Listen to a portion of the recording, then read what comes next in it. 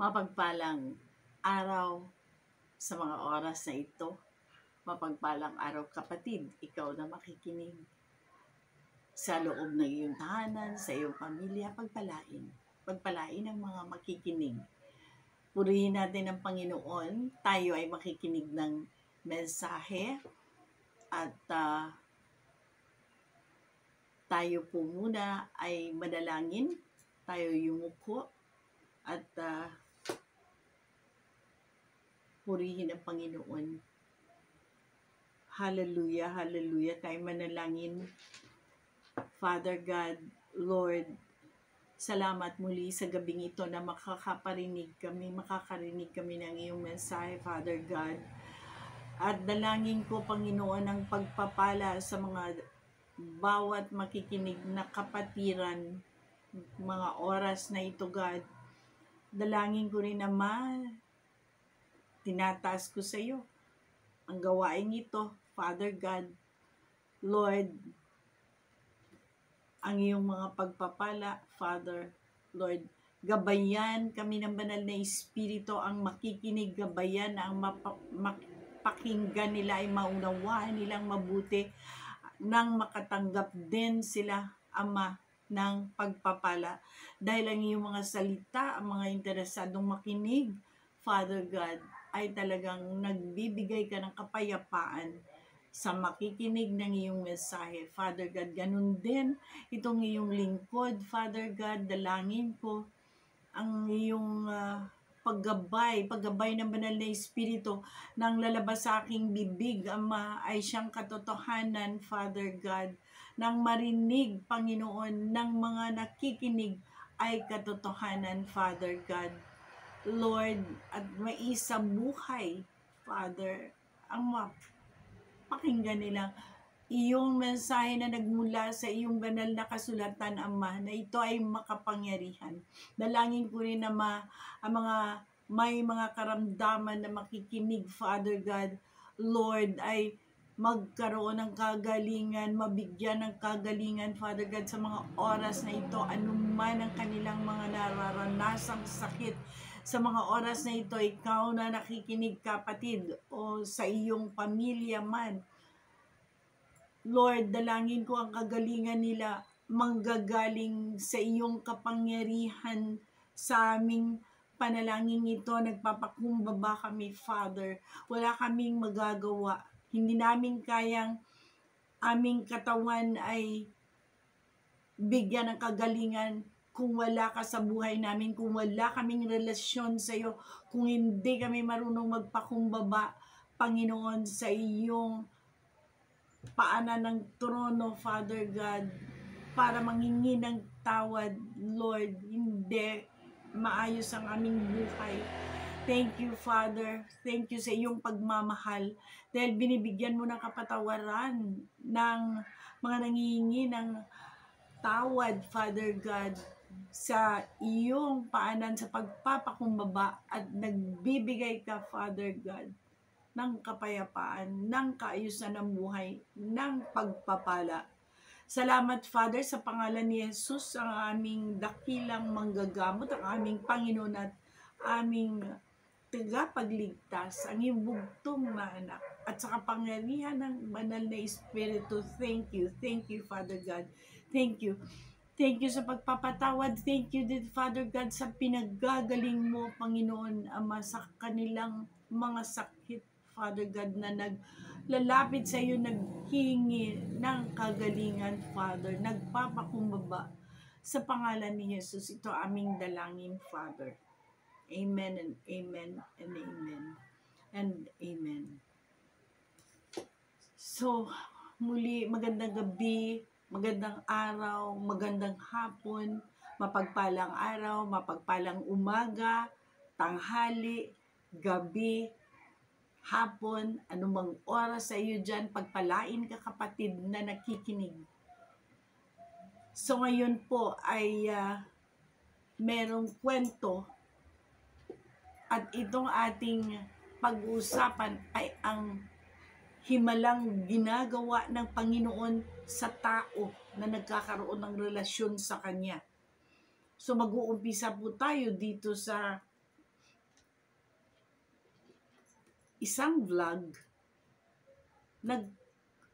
biglang nag-appear doon o nag-flash sa aking Facebook account nung ako ay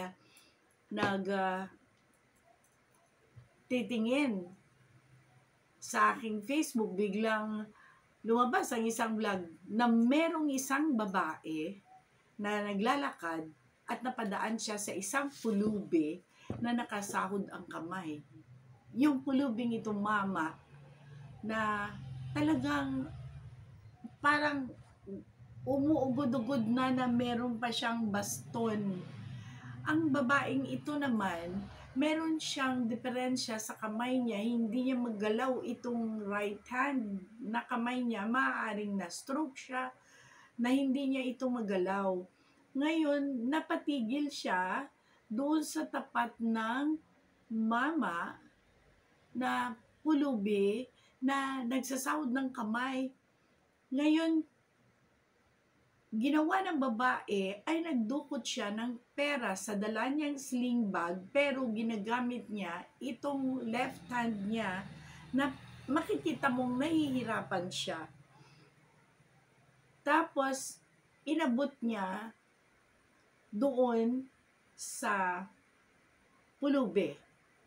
Ang babaeng ito ay meron ding hawak na plastic cup dito sa kanang kamay niya na halos hindi niya magalaw, iniipit niya lang ganon ang kanyang bag nung dinukot ng left hand niya. So, inabot niya yung pera sa pulubi. May inabot siyang coins o magkano man yun. And then, yung cup na may tubig na dala-dala niya, hiningi din ng pulubi, yung inumin niyang tubig. So, nakuha ang ginawa ng pulubi, so binigay ng babae. Makita mo, awang-awa siya doon. Samantalang hirap na hirap din siya kumilos ng kanyang kamay. Ngunit ang ginawa ng pulubi, nilulub niya ang kanyang mga daliri doon sa tubig nung inabot na sa kanya, kinuha niya. At ang ginawa niya, winisikan niya ang babae. Siyempre, nagulat ang babae. At nagulat din ako na nanonood na hindi ko in-expect na wiwisikan niya. So, pagkagulat ng babae ay yung kamay niya na hindi na gumagalaw ay biglang gumalaw. Bigla na niyang na-stretch, naging bumalik sa pagka-normal. So, gumaling. Tapos, nilingon niya yung mama, wala na. Wala na doon. Hinahanap pa niya ng pagtingin niya, tapos ini-stretch yung kamay niya na talagang normal, nagulat siya. Wala na yung mama na inabutan niya ng pera at ng tubig na nagwisik sa kanyang kamay na nagkaroon ng himala. Biglang, ako'y nabigla din. So, biglang pumasok sa isip ko ang mga himala ng ating Diyos sa kataas-taasang langit na ginagawa niya sa tao na may aksyon ng kabutihan para sa kapwa ay kikilos ang God ng mga himala. Himala sa buhay mo, hindi man agad-agad, pero magigising ka na lang isang araw na naghimala ang God sa buhay mo. Ganun po sa akin. Kaya po, nagulat ako at nakita ko yung miracle na nagawa ng mama dun sa babae sa vlog o sa lumabas doon na parang video sa aking Facebook. Talaga pong nag-flash sa isip ko nung gumaling ang babae, may ginawang himala yung mama, ay hindi po yun magikero. Kung magikero man siya na magic niya, pero ang ating po Panginoon hindi po magikero, miracle working God. Nagagawa niya po ng himala ang buhay ng tao na nagpapakumbaba sa Kanya, nanghihingi ng tawad at nagkakaroon ng relasyon sa Kanya, may naghahangad na lumapit sa Kanya, naghahangad na maging maunawaan siya o magkaroon talaga, mapansin siya ng Panginoon. Kaya nga ako sa buhay ko po, kaya po ganun ang pumasok sa isip ko. Dahil nagising na lang ako. Ang himala ng God is ganito eh.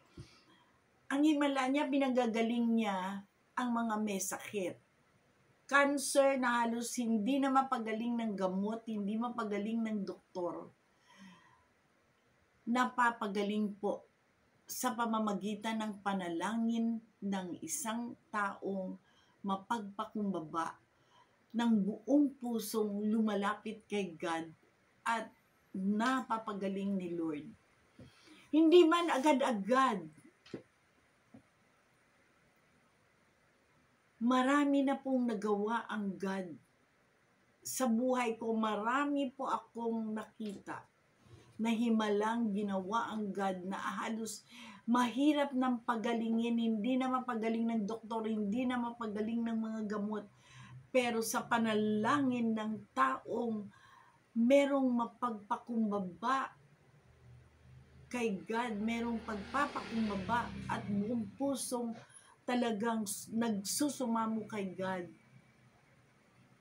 may relasyon sa Kanya, nakikipagrelasyon kay God. Paano ba makikipagrelasyon kay Lord? Mamaya aking i-share paano ba magkipagrelasyon kay God. Dahil alam niyo po, sa buhay ko, parang nagising na lang ako ng ganito, maayos na ang lahat. Na kung ako lang, hindi ko kayang ayusin. Na ang dapat na maging maayos ay talagang paghihirapan mo, kailangan talagang maubos ang iyong lakas, maubos ang pag-iisip mo, pero sa Panginoon, magigising ka na lang, may himala ka na pala sa buhay mo. Na himala na to na parang ang imposibleng mangyari. Pero yan po ay aking ipatutoo. Ang atin pong Panginoon, paano sumunod sa kalooban niya, sa mga utos niya. Hindi po nag-uutos ang God na hindi natin kayang sundin. Alam ni Lord na kaya nating sundin dahil siya ang may likha sa atin. Ang atin pong topic o mensahe, ito ang isa sa pangalawang mahalagang utos ng God. Sabi sa Luke chapter 6 verses 31 hanggang 32 is New Century Version. Do to others what you want. Okay, ulitin ko. Luke chapter 6 verses 31 hanggang 32, New Century Version. Do to others what you would want them to do to you. If you love only the people who love you, what praise should you get? Even sinners love the people who love them. So kung yun daw, gawin mo, okay, sa Tagalog, Lucas chapter 6 verses 31 hanggang 32, gawin ninyo sa inyong kapwa ang nais ninyong gawin nila sa inyo. Kung ang nagmamahal lamang sa inyo ang inyong mamahalin, anong pagpapala ang nararapat sa inyo? Ang mga makasalanan man ay nagmamahal din sa mga nagmamahal sa kanila. So gawin natin sa ating kapwa kung ano ang ibig nating gawin ng kapwa natin sa atin. Ano yun? Isa na ang respeto. Nako, ang daming marites. Ako, meron akong nakilala na best friend niya, pero minamarites niya. At totoo po yan. Minamarites niya dahil bakit?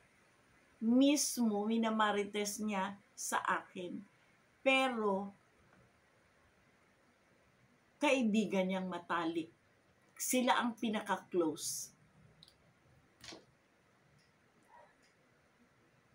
Ayoko maghusga, pero ang nakikita ko, yung sinabi ng God, gawin mo sa iyong kapwa kung ano yung ibig mong gawin sa'yo. Siyempre, ayaw mong gawing imarites ka. Lahat may pagkakamali. Or wala ka mang pagkakamali. Gawang ka ng kamalian. Ikukwento ka. Ganito kasi yan, ganito yan. Ako, ganito yan. Ibig mo bang ganunin ka? Siyempre hindi. So anong utos? Ano pa? Yung tunay na pagmamahal. Na iisipin natin ganito, kung ikaw nasa kanyang kalagayan,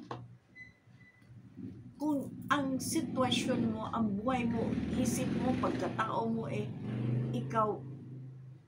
ikaw yung siya. Yun po yung dapat nating malaman. So, gawin natin ang ating topic, gawin natin sa iba kung ano ang ibig nating gawin ng iba o kapwa. Hindi lang iba, kundi kapwa. Ang unang kapwa ay sa loob ng tahanan, family. Ngayon po, ang nangyayari, ang mga anak galit sa magulang. Yung walang takot sa Diyos. Ang mga magulang minsan galit sa anak, iniiwanan ang mga anak, pinababayaan. O kaya, mga magkakapatid. Yung po unang kapwa natin, ang ating family. Mga kapatid, magulang, anak, magulang at anak, mag-asawa. O yung mag-asawa, ano? Di ba ngayon, ang dami na ginagawa ng babae at ginagawa ng lalaki.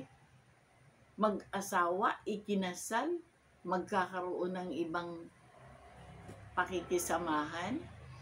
So yan ba ang sinasabi ng God? Gusto mo gawin sa'yo, hindi ka gaganunin ng asawa mo.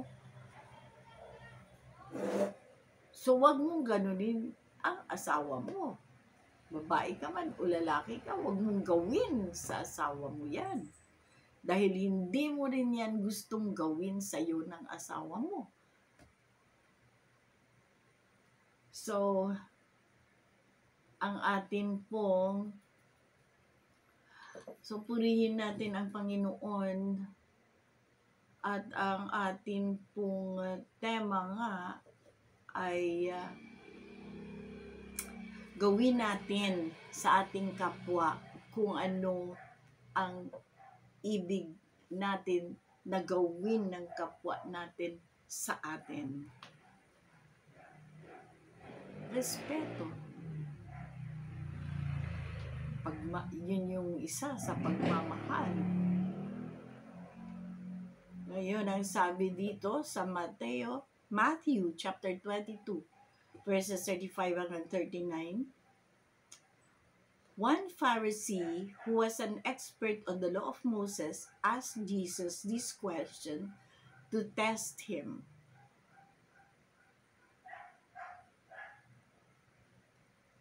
Teacher, verse 36, which command in the law is the most important?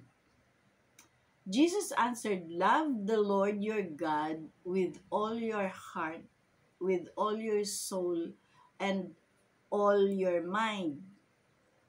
So this is the first and most important command. And the second command is like the first, love your neighbor as you love yourself.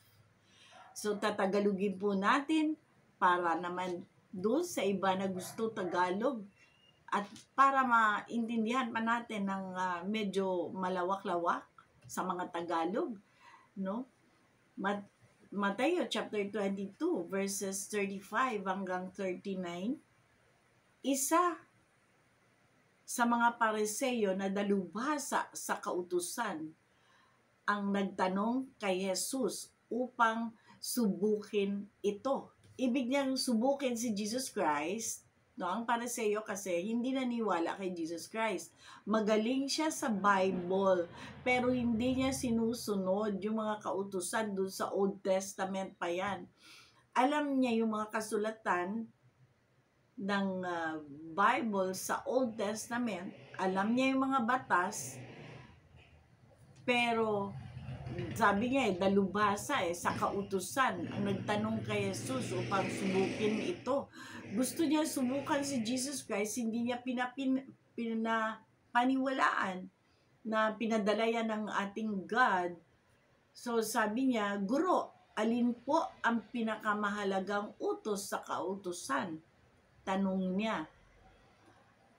Ang sagot ni Jesus, sumagot si Jesus, verse 37, ibigin mo ang Panginoon mong Diyos ng buong puso mo, ng buong kaluluwa mo, ng buong pag-iisip mo.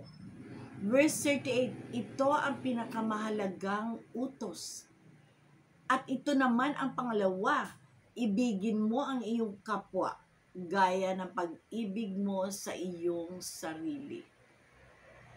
So, ito naman ang question, paano mo magawang ibigin naman ang Diyos na hindi mo naman nakikita o naririnig ang boses niya? Hindi mo alam nga ano ba ang mga kautusan niya. So ito yung inuutos si Jesus Christ. Mahalin. Paano mahalin? Magkaroon ng relasyon kay God. Sundin ang mga utos niya, yun ay pagmamahal mo kay Lord. Pag sumunod ka sa utos niya, mahal mo siya. Ngayon, kung hindi mo nga kayang mahalin ang iyong kapwa, paano mo mamamahalin ang Diyos na hindi mo nakikita?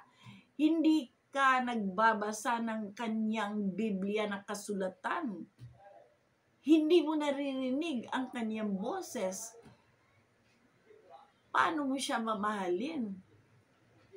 Ngayon, mahalin mo, sumunod ka sa utos, mahalin mo ang kapwa. Katulad ng pagmamahal mo sa iyong sarili. Mahal mo na rin ang God dahil yan ay sinusunod mo. Ngayon, hindi mo kayang sundin yung mahalin ng kapwa, paano mo mamahalin ang God? Na dapat pa, marami pa siyang sinasabi sa Biblia. So, ito. Katagpuin mo, kapatid, ang Panginoon sa pamamagitan ng pagbabasa ng kanyang banal na kasulatan, ang Biblia. At makinig kayo sa mga sermon, preachings, ng tungkol sa Triune God. Tungkol sa Father, Son, and Holy Spirit, one God in 3 persons. So, yun po ang pakinggan nyo. Yun ay talagang mula sa Genesis hanggang sa Revelation ng Biblia. Alamin nyo ang pakikipagrelasyon kay God. You must be born again of spirit and of water. So, dapat kang ipanganak na muli sa espiritu at ng tubig. Ang espiritu po, yun yung Holy Spirit. At ng tubig, yun yung salita ng God. So, kailangan ipanganak kang muli. Paano? Mawawala ang kasalanan sa iyo pag sa paningin ng God o patatawarin niya ikaw sa yung mga kasalanan, pag ikaw ay ipanganak ng muli, ibig sabihin, bagong tao ka na. Ipinanganak ka na, bago na ang espiritu mo. Hindi yung espiritu mo makasalanan, kundi yung espiritu mo na pananahanan na siya ng banal na espiritu. Ang water ay nagsisimbolo ng salita ng God. Yan po ay naglilinis sa ating kaluluwa. Ang salita ng God, pag tayo po ay nakikinig at isinasa puso at isasabuhay ang mga utos. Sabi sa John chapter 3 verse 5, Jesus answered, I tell you the truth, unless you are born again, you cannot be in God's kingdom. Ano muli? Ang born again po, hindi religion. Ito po ay pananahanan ka ng banal na espiritu. At magkaroon ka ng relasyon kay God. Ang banal na espiritu po, ang siyang mag-uudyok sa atin. Pag ikaw ay parang magkakasala, uudyukin ka ng banal na espiritu na wag mong gawin yan. Uudyakan ka rin ng banal na espiritu na ang sabi ng Panginoon ay ito. Uudyakan ka ng banal na espiritu na makalapit ka sa kapayapaan na pinagkaloob ng God. Na matuto kang magmahal, na wala kang kahirap-hirap, makikita mo na lang, minamahal mo na pala ang iyong kapwa.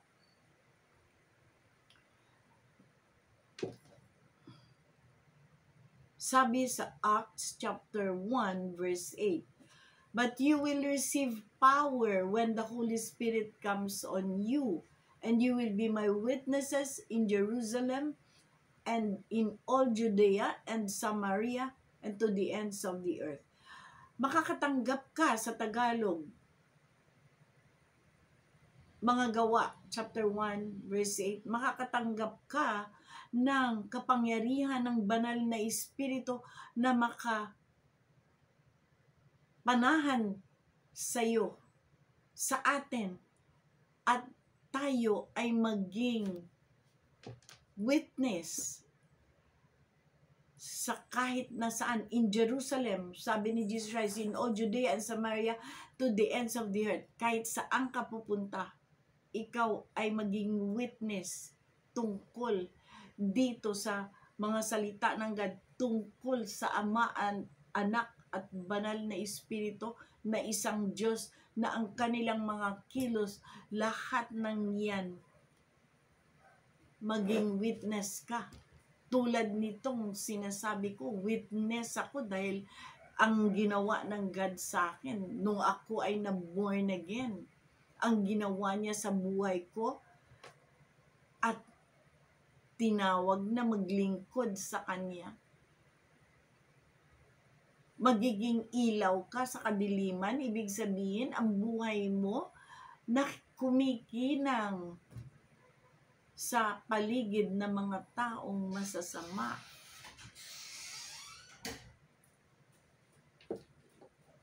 Saan ka man pupunta, ikaw ay witness. Sabi sa John chapter 16 verse 13, but when the Spirit of truth comes, He will lead you into all the truth. He will not speak of His own words, but He will speak only what He hears, and He will tell you what is to come. So, ang banal na espiritu ng katotohanan, Holy Spirit, mag-guide sa'yo sa lahat ng katotohanan. Dadalhin ka niya sa katotohanan. Ipapaalam niya sa iyo ang katotohanan. Hindi siya magsasalita ng kanya lang na sarili, but He will speak only what He hears. Kung ano ang napakinggan niya. Kung ano napakinggan mo, magsasalita ka. Tulad ng napakinggan ko. Magsasalita ko. And He will tell you what is to come. At sasabihin niya sa iyo, igagabayan ka niya na malalaman mo, ipakikita niya, sabihin niya kung ano ang darating. So, sa teolohyang Kristiyano, ang kamatayang espiritual ay ang paghihiwalay sa Diyos na dulot ng kasalanan. So, hindi ka magkakaroon ng relasyon hindi tayo magkakaroon ng relasyon kay God hanggat tayo ay hindi ma-born again. Kaya nga born again magbabagong buhay ka na. Ibig sabihin, bago ka na. Pinanganak ka na sa espiritu at sa tubig. Iba na ang pamumuhay mo. Wala ka na dun sa dati mong kasalanan.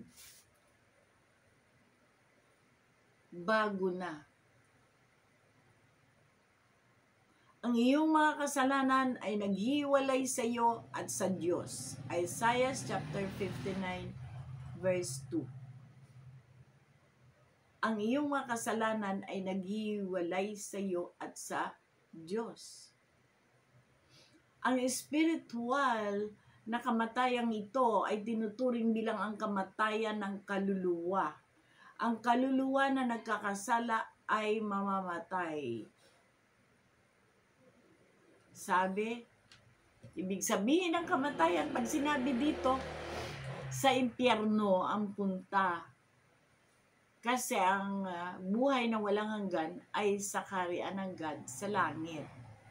So, sabi sa John chapter 14 verse 6, Jesus answered, I am the way and the truth and the life.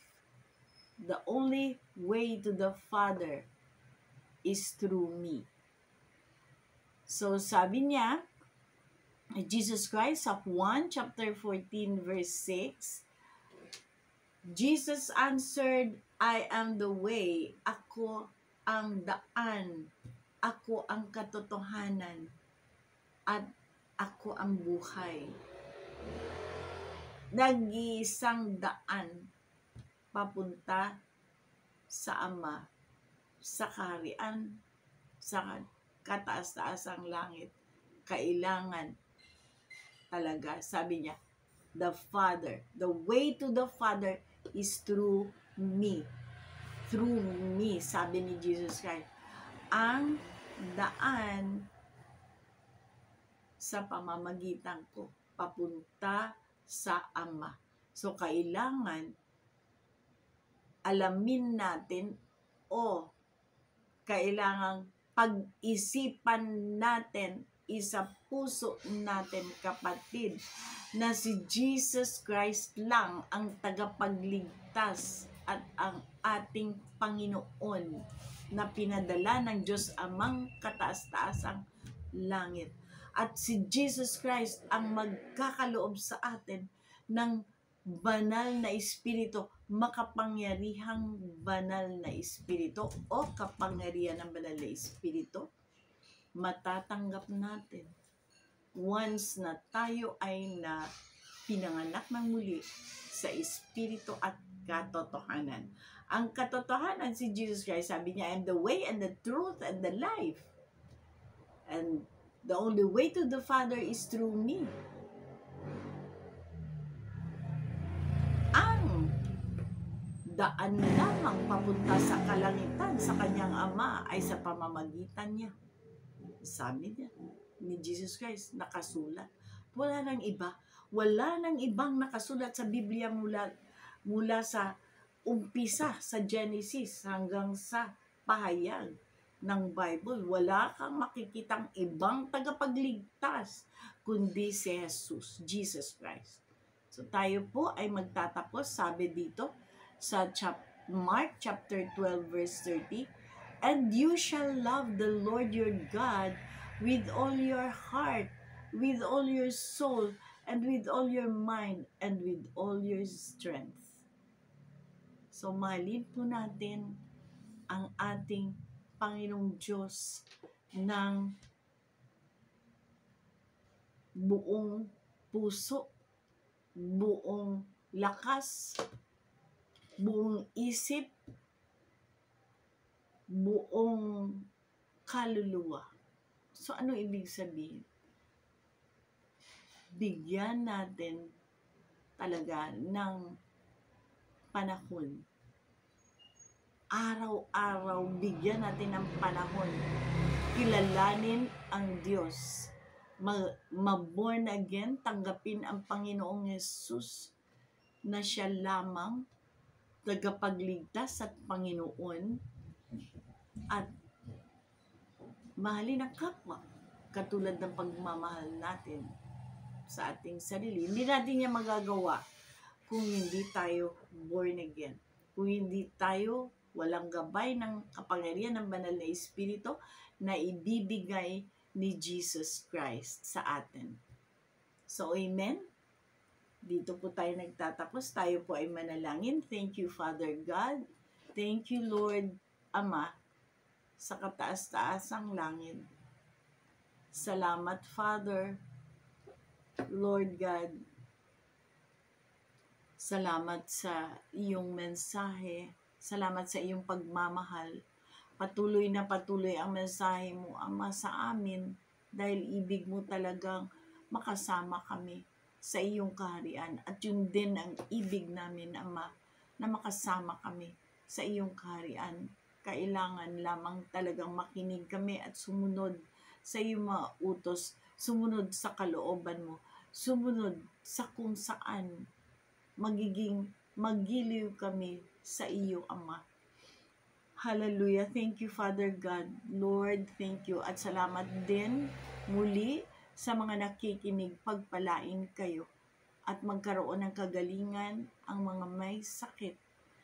Lord, panalangin natin ang kagalingan. Ano man ang sakit mo, kapatid na nakikinig ka, magkaroon ka ng kagalingan sa pangalan ni Jesus, ating tagapagligtas, ating Panginoon, anak ng Diyos sa kataas-taasang langit, bugtong na anak, at nagkakaloob ng kapangyarihan ng banal na Espiritu sa atin.